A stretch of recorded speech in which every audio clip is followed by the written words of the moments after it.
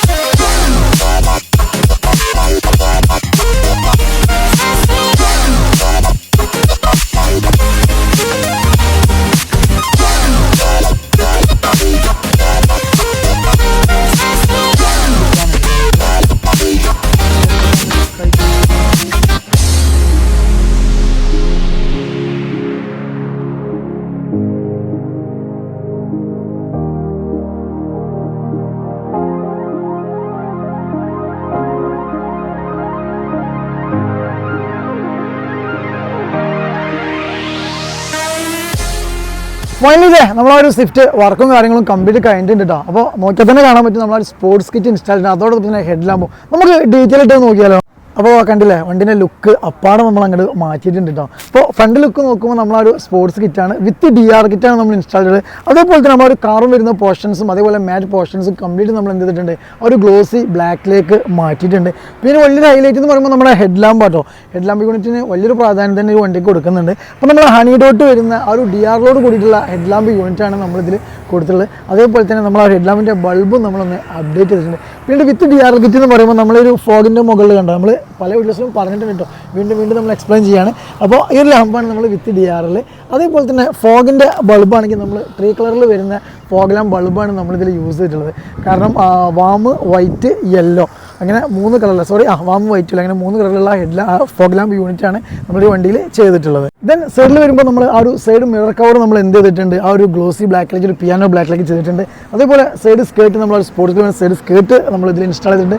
പിന്നീട് നമ്മൾ ഈ ഒരു ഡോർ ഹാൻഡിലാണ്, റിയർ ഡോർ ഹാൻഡിൽ നമുക്കൊരു സ്വിഫ്റ്റ് ടൈപ്പ് 3 അല്ലെങ്കിൽ 2012 സ്വിഫ്റ്റിന് വരുന്ന ഈ ഡോർ ഹാൻഡിൻ്റെ ഒരു പോർഷൻ പോർഷൻ എന്ന് പറഞ്ഞാൽ ഒരു മാറ്റ് ഫിനിഷാണ്. തീരെ ഫിനിഷ് ഇല്ലാത്തൊരു പോർഷനാണ് കേട്ടോ. ആ ഒരു മാറ്റ് കൂടെ കഴിയുമ്പോൾ, കാരണം ഒരുപാട് കാലം കഴിയുമ്പോൾ കുറച്ചധികം ഒരു മങ്ങലോടുള്ള നിറമാണ് വരുന്നത്. അപ്പോൾ നമ്മളത് എന്ത് ചെയ്യുന്നത്, ഗ്ലോസി ബ്ലാക്കിലേക്ക് അല്ലെങ്കിൽ പിയാനോ ബ്ലാക്കിലേക്ക് മാറ്റിയിട്ടുണ്ട്. ഇതിന് ഫൈനലി നോക്കുമ്പോൾ നമ്മൾ റിയർ പോർഷനാണ് കേട്ടോ. അപ്പോൾ റിയർ പോർഷനിൽ നമ്മൾ വന്നിട്ട് ആ ടൈലാമ്പ് ഒരു സ്മോക്ക് ഫിനിഷോട് കൂടിയിട്ടുള്ള ഒരു ഫ്ലവർ ടൈപ്പ് സ്കാനിങ് മെട്രിക്സ് ഫംഗ്ഷനോട് കൂടിയിട്ടുള്ള ഒരു ടൈലാമ്പ് യൂണിറ്റും നമ്മളൊരു വണ്ടിയിൽ ചെയ്തിട്ടുണ്ട്.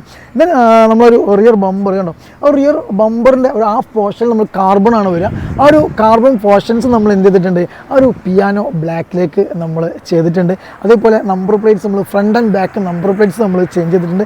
ദെൻ ഫൈനലി നമ്മൾ ആ ഒരു സുസുക്കിയുടെ ലോഗോ കണ്ടോ, ഓൾറെഡി ഇതിലൊരു ഡീക്രോം ആയിരുന്നു, പക്ഷേ അത് സ്റ്റിക്കറായിരുന്നു കേട്ടോ. അപ്പോൾ നമ്മൾ എന്ത് ചെയ്തിട്ടുണ്ട്, അതൊരു പെയിൻറ്റിലേക്ക് ചേഞ്ച് ചെയ്തിട്ടുണ്ട്. ദെൻ ഫൈനലി റിയറിൽ നോക്കുമ്പോൾ നമ്മൾ ഒരു ഷാർക്ക് പിൻ ആൻറ്റിനെയും ഈ ഒരു വണ്ടിയിൽ ചെയ്തിട്ടുണ്ട്. അപ്പോൾ ഇത്രയും കാര്യങ്ങളാണ് നമ്മൾ ഈ വണ്ടിയിൽ ചെയ്തിട്ടുള്ളത്. മെയിൻ ഹൈലൈറ്റ് എന്ന് പറയുമ്പോൾ നമ്മൾ സ്പോർട്സ് കിറ്റ് ഇൻസ്റ്റാളേഷനാണ്. അതേപോലെ തന്നെ ആഫ്റ്റർ മാർക്കറ്റ് ഹെഡ് ലാമ്പും ടൈൽ ലാമ്പും നമ്മൾ ചേഞ്ച് ചെയ്തു. ഫോഗ് ലാമ്പിൻ്റെ ബൾബ് നമ്മൾ അപ്ഡേറ്റ് ചെയ്തു. അതേപോലെ മാറ്റ് വരുന്ന കംപ്ലീറ്റ് പോർഷൻസ് നമ്മൾ ആ ഒരു പിയാനോ ബ്ലാക്കിലേക്ക് ചെയ്തിട്ടുണ്ട്. പിന്നെ നമ്മൾ ഇന്ത്യയിൽ നോക്കുമ്പോൾ നമ്മളൊരു ആംറസ്റ്റ് ചെയ്തിട്ടുണ്ട്. അതേപോലെ നമ്മൾ റിയർ ഡോർ ഹാൻഡിൽ നമ്മൾ ബ്ലാക്കിലേക്ക് കൊണ്ടുവന്നു. അതേപോലെ മിറർ കവേഴ്സ് നമ്മൾ ബ്ലാക്കിലേക്ക് കൊണ്ടുവന്നു. റിയർ ബമ്പറിൻ്റെ ആ ഒരു ഹാഫ് പോർഷൻ നമ്മൾ ഒരു ബ്ലാക്കിലേക്ക് കൊണ്ടുവന്നിട്ടുണ്ട്. പിന്നീട് നമ്പർ പ്ലേറ്റ്സ് നമ്മൾ ആ ഒരു ലീഗലോട് കൂടിയിട്ടുള്ള നമ്പർ പ്ലേറ്റ്സ് നമ്മൾ ഇതിൻ്റെ ജസ്റ്റ് ഒന്ന് അപ്ഡേറ്റ് ഉണ്ട്. പിന്നീട് നമ്മൾ സുസുക്കിയുടെ ആ ഒരു സിമ്പിളും നമ്മൾ എന്ത് ചെയ്തിട്ടുണ്ട്, ഡീക്രോം ചെയ്തിട്ടുണ്ട്. അപ്പോൾ നമ്മളെ വീഡിയോസും അതേപോലെ തന്നെ ഈ വണ്ടീൻ്റെ വർക്കും നിങ്ങൾക്ക് ഇഷ്ടപ്പെട്ടെന്ന് ഞാൻ വിചാരിക്കുന്നു. അപ്പോൾ ഇനി മറ്റൊരു വീഡിയോയുമായി വീണ്ടും വരുന്നവരെ ബൈ ഓൾ.